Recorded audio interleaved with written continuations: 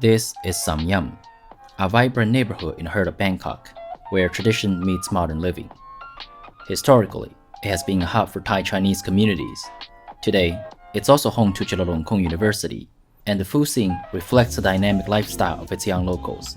This area is a hub for affordable and diverse eats that cater to students and everyday folks alike, and I went out to experience it for myself. I'm coming to you from my apartment in Bangkok. So far, I have stayed here for roughly 2 months and the experience has been amazing. The food here is great and I had a fun time exploring it. So I live in a region called Samyan. It's not exactly a touristy region. It is near Chulalongkorn University, which is one of the best universities in Bangkok, and there are many students in my apartment as well. But the point is, the food around this region is very local. It is catered to the local people here, like the workers and students. It's not touristy at all. During my 2-month stay here, I have seen only 2 to 3 faces max that's not Thai. And I've been going out a lot to try different foods, and I think those are really fun experience. So I'm going to show you in this video. First, we have a Michelin Gourmand restaurant, roughly 5 minutes walk from where I live. I don't know how to pronounce the name in Thai, but it does have a Chinese name called Ji. This place specializes in egg noodles with a variety of toppings. You can have crispy pork, char siu, crab meat, and in this version, crab claw. This is the most luxurious version I'm trying today. You can choose either dry or soup. I like the dry version. And I think their noodle is very special. First, it has a lot of strength. And second, is all the noodle were cooked or mixed with pork fat to give it a very rich flavor that you don't find in other restaurants. And I think that's one of the reasons it received a Michelin Gourmand, and it is really tasty.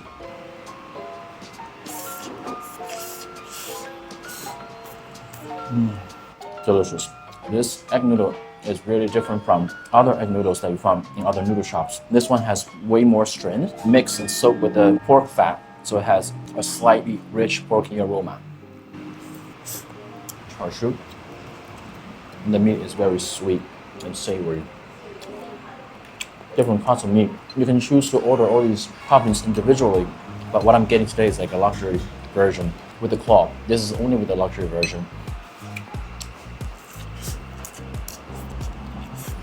Let's try the crab claw.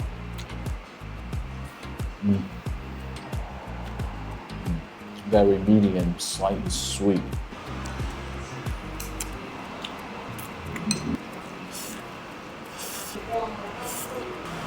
Very delicious and rich in flavor. The pork fat here really helps. One thing I have to say though is that this place is not cheap.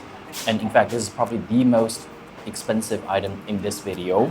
This bowl looks not big, right? But it's actually the large size for this luxury version, which is 400 baht for this, which is absolutely crazy. If you want a cheaper version, they do have other items that without crab meat, that is 100 baht. But with crab meat, without the claw though, that's 200 baht. Pork and other things are like 100 baht. Still considered expensive by noodle standard because in Bangkok, you can have a lot of noodle under like 80 baht. It is a very tasty place, but very expensive by Bangkok standard. To be honest, I wasn't full, so I decided to order another item, rice noodle with barbecue pork, and this one is only 70 baht. A lot more economical, and to be honest, I think the size looks almost the same. I don't know, if this is a large size, then what is medium and small? For birds, maybe? This one is a lot cheaper maybe because one thing, it doesn't use crab meat, so it's just pork, and second, this is rice noodle. But I do think they have the same or similar item for the same price with egg noodle. So I think just the carb is about the same cost. Is crab meat really that expensive just for 1 claw? I don't know. But well, let's try this one. Also dry, 70 baht. I can go with this one.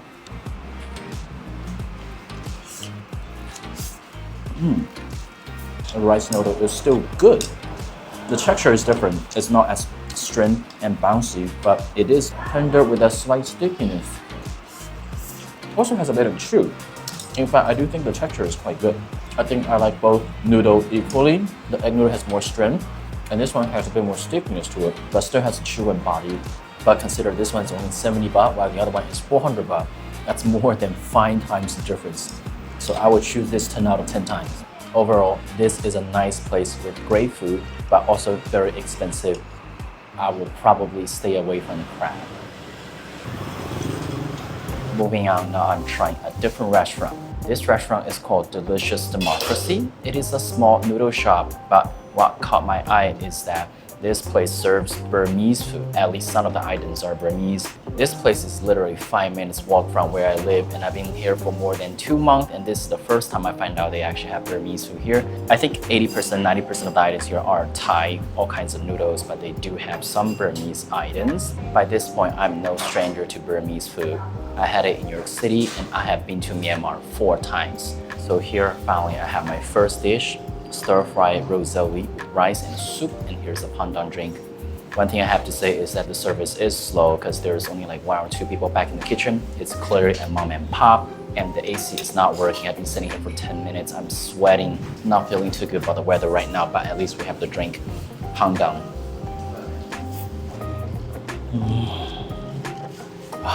Better. It was so hot. Now, time to dig into the food. Fried rosoli with some mushroom, chili, cucumber. Looks authentic. That is pretty good though. You have that slight fermented sourness, umami, a little heat. Pretty much the same as I had in Myanmar. That's the fermented roselle leaf, which is the leaf of hibiscus flower and bamboo shoots. The flavor profile is savory, sour, and funky.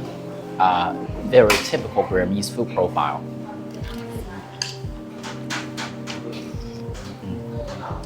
Radish soup. This is simple. Only problem is this is vegan. Second item, we have lapetok, tea leaf salad, a Burmese classic, and it is a mixture of many things.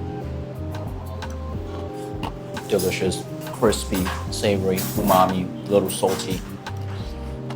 There's of course tea leaf, cabbages, peanuts, maybe broad beans and split peas, different small beans. I think maybe a hint of mustard green as well, fermented mustard green. Better with rice. And they have some chili here too. Quite some heat if you choose to eat it. Flavor-wise, these 2 items are very authentic. Only problem is they're all vegan. But well, I choose to order it knowing that they have no meat. But at least it's tasty. But personally, I wouldn't want to come here just for vegan dishes. I simply cannot have a meal without meat, so I'm getting this place's signature noodle. Egg noodle with crispy pork, some minced chicken, cracker, and egg. Wow, the egg looks amazing.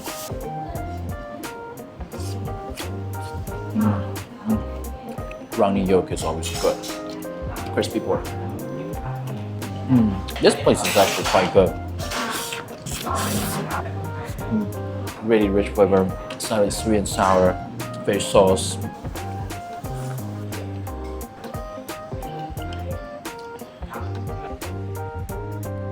Now I'm getting a curry at the basement of Samyan Mitrtown. There are a lot of local shops everywhere, and pretty much this place serves as a food court for the students in nearby Chulalongkorn University. So the food here is very cheap and it's very good, has a lot of varieties, but at the same time, you don't really have a good dining space. So there's like a small counter that's always occupied. This is the first time I find a spot to put both me and the camera on the table. So I'm having this Massaman curry from the curry shop that's quite famous, seems to be on a few TV shows. There's always a line. I tried a few times from there and their stuff is pretty good. I had the green curry from the place before and it was great. By the way, the green curry the local Thai people eat is completely different from the one that you got outside of Thai. In Thailand, the green curry is really like a thin curry with gourd or winter melon and the homemade fish ball, sometimes chicken or blood. And this one I'm getting is Massaman curry. First time having this, so like this is a huge piece of chicken. Also, Thai people eat with a spoon and fork. I don't know how am I supposed to cut this without a knife, and especially everything is plastic, but let me try this. Is that pumpkin? Yes. Sweet, a little mushy with the rice and the sauce. It's good. It's a little sweet, a little spicy, a little heat. This one just has a bit of sweetness. I think this mostly comes from the pumpkin. And I'm trying to cut the chicken. Okay. I think you definitely need a knife for this one. Chicken is fine, since it's such a big pieces. In the center, it's hard to get the flavor in. To be honest, I don't think this is the easiest thing to eat with a plastic fork and spoon. It's decent. A little heat, a little bit of coconut, small spice, some sweetness from the pumpkin. This is the first time I see this, like pumpkin in a curry. Okay.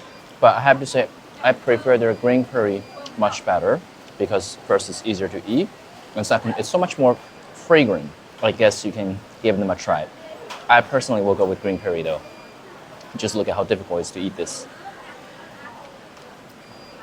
This area is not touristy at all. In my entire month of stay, I have maybe seen like once a faram. So it's great to get a taste of local flavors and also the local way of life for students especially. I mean, just how are you supposed to eat this with a plastic fork? Look at this, it broke my fork. I think I'm gonna stop eating this. The next thing I find in this mall is boat noodle. As you know, I'm a lover for boat noodles, and this one is called Pranakorn boat noodle. The original location is at the Victory Monument, and they have a location here. And I'm gonna try their boat noodle here. It has a lot of selection, small bowls, 20 baht each, and different varieties of things. First, we have a chrysanthemum iced tea. Just tea with a hint of chrysanthemum flavor, a little sweet, refreshing. Here I have my bowl noodles, and in fact, not one, not two, but 4 bowls of bowl noodles. Because one thing about bowl noodle is that each bowl is very small. So this is like, I guess, less than 50 grams.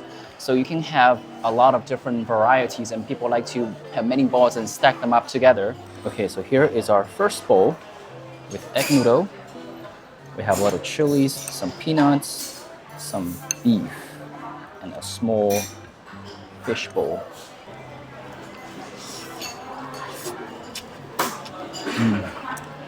This one's quite sweet. And you got a lot of that peanut flavor, not too sweet.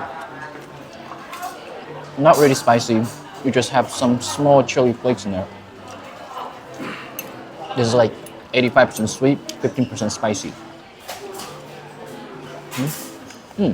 Fish bowl is really tender. Second bowl, still egg noodle, but this time with soup. This one looks similar to the other boat noodle I have in terms of the color of the broth. So pretty much similar thing. One is without soup, another is with soup. As you can see, it's a very small portion. I can basically have everything in one chopstick full. Beef is flavorful. The broth is somewhat rich, not as rich as the other one, Tom Smith I have. That one is so far my favorite. Pretty good, not as intense as the Tom Smith one, and also a bit sweeter. The third one, this is a rice noodle. This one is of clear broth, chicken and pork, and a cracker soaked in the broth, some bean sprouts. I can smell that. A little bit nutty flavor from the peanuts, definitely. A little sweet and sour. Also a lot of peanuts. This one's got bean sprouts too. And lastly, this one with rice noodle, but thicker. Yeah, this is rice noodle, and it's got a little bit of red sauce. This is similar to the yen tafo, and same here. A little bit of a meatballs, piece of the crispy cracker, fried. This one is much more sweet sour. This pretty much tastes like yen tafo. I feel like all the items here are a bit on the sweeter side, but yen tafo is supposed to be sort of a sweet sour. The rice noodle for both bowls are not particularly crispy tender. It has just a normal texture, but does have a nice chew.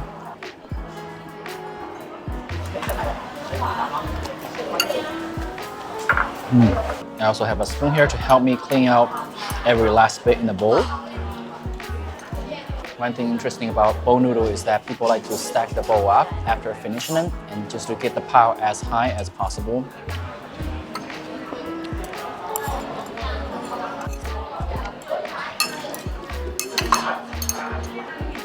That is the pile for me. Also have a dessert here. This coconut oil looking like little dish is coconut custard. Okay, it is coconut custard, because if it's oil, it's not gonna be this texture. Oh yes, pandan cream at the bottom as well.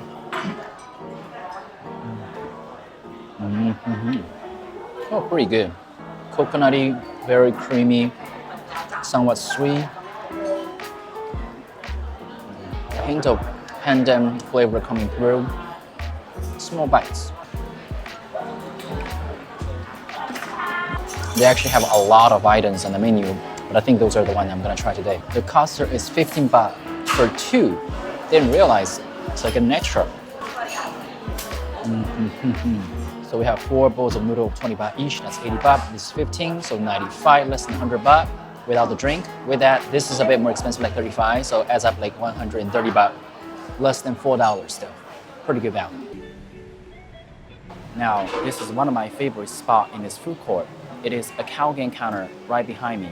As I mentioned before, Khao Gaeng is basically curry over rice, and you can have all different kinds of not only curries, but just dishes in general, and you scoop it onto the rice. And for this counter, they have 2 items for 50 baht. And usually I just go with 2 items and an egg. That's gonna be something like 65 baht. But today I go all the way luxury. I have 4 items plus an egg, so that's 80 plus 15, that's 95 baht. So here I have a bowl full of items. And so first, this is the fried egg. This thing is 15 baht. And we have this is another egg, I think fried boiled eggs, and it has a little bit almost like a runny yolk in the center, outside slightly battered. And we have another, that's another egg. I think that's like, what is that, like stir fried eggs. So they fry the eggs first and they stir fry it with some vegetables. And we have green curry and a mussel. Okay, so that's actually 5 items, right, including the egg. I think my bowl is getting a little too full, but today I wanna just try it. Sometimes I got more of a runny yolk, but I think for this one, they have fried it a little over, so it's a solid yolk. But I mean, it's good. Usually I eat 2 eggs a day at least, as an expert. Now here goes the mussel. This is the stir-fry component of my dish today. Stir-fry with morning glory, some chili, a bit fish sauce, a bit sugar, a bit sweet, a bit spicy. When I try to order a dish, I'll have multiple components in this plate. This is the stir fry, and the green curry is the soup, and the egg is the fry. So 3 different components. And they have a healthy bit of rice at the bottom, soaked with all the curry. Lime leaves. Now let's try this fried boiled egg.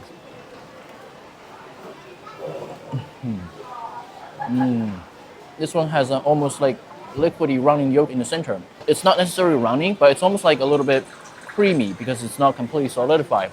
A little sweet, real umami, and just have the fried flavor from the outside. Oh, I love this. This is the first time I see they have this dish. I'm glad that I gave it a try. So now we have this curry. Oh, this is pork with bone in. I thought it was fish because I had similar ones before, but not with pork, with fish. But flavor should be the same.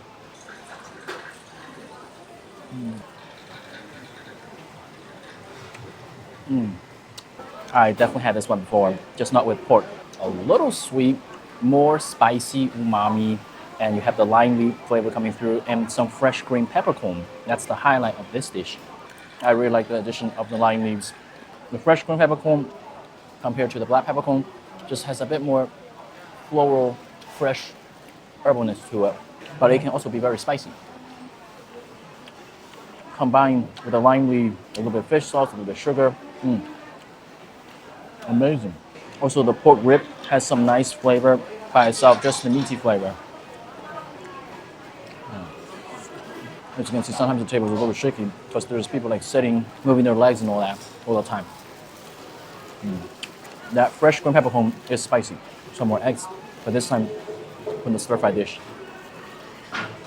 Another half of the boiled fried egg. This is one of my favorite. This way of eating curry over rice from the Khao Gaeng counter is how Thai people eat. You can find this setup in pretty much every district, every corner, every mall. It's such a standard setup. And this is my daily food court. I've been there so many times I couldn't even remember. But this stuff is pretty decent. And usually I just order 2 items plus an egg or 2. It is delicious. I am now at an alley right next to Samyan Mitrtown, and I find a restaurant that serves mostly Isan food. This place looks pretty clean and it has AC, so I decided to try some of the food here out.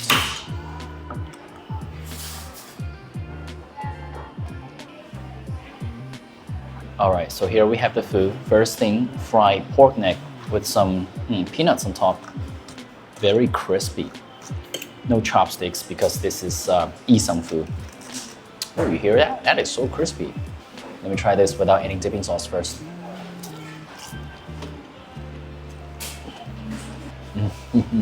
Oh wow. The first bite is legit amazing. The outside is really crispy and light, but you still have enough flavor from the aroma, from the fat. And inside it is tender and sweet. Oh my god. That is amazingly good. Let's try a little bit of the sauce. Jai sauce. Fish sauce, hint of chili, onion, cilantro, lime. Funky umami. Well, this thing is really good. Oh, these are not peanuts. Fried whole garlics. Unpeeled. But once fully fried, you can just eat them like that, I think. I thought it was peanuts. It's garlic.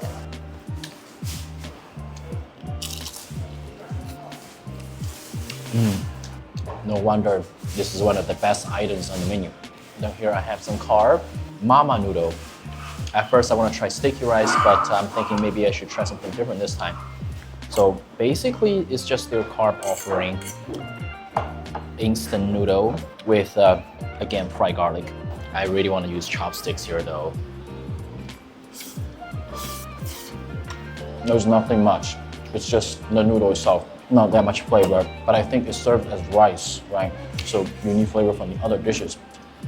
You do have a little bit of fried garlic that provides the flavor. You basically treat it as white rice. Of course, it has a bit of flavor from the noodle itself, but nothing much. The pork is good.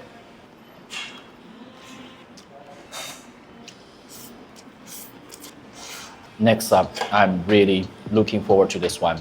It is a cold salad of 2 items, so I can choose like mix and match. This is crispy fried pork, and this is century egg. So 2 plates, but I combine it together. I never see century egg in a setup like this. So you have some Chinese influence, that's where the century egg is, but the preparation is very, very Thai.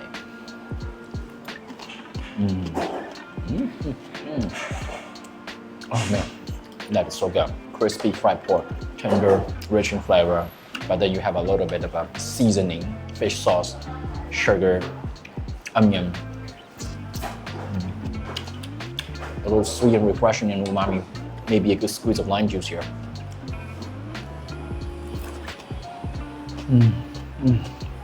It's so good. It is still crispy, surprisingly, despite it's on top of this liquid. And here's a noodle. Let's try the century egg.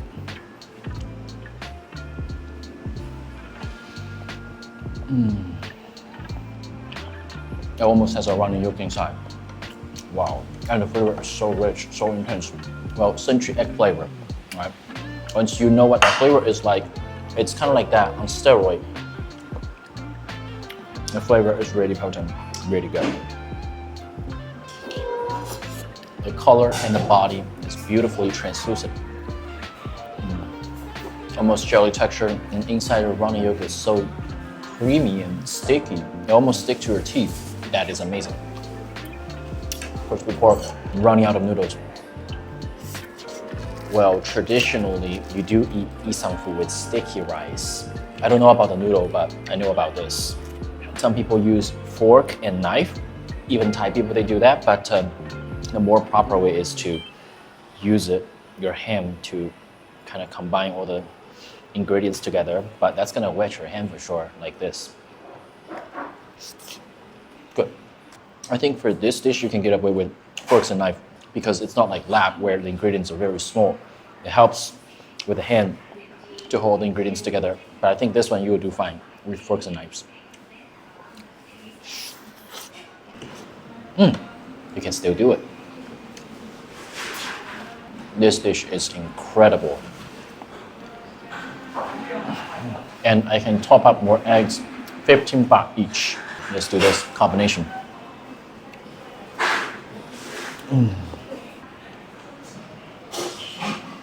I think this is a must try. I think that's enough of exploration for this video. Like, share, and subscribe. I'll see you in the next one. Ciao.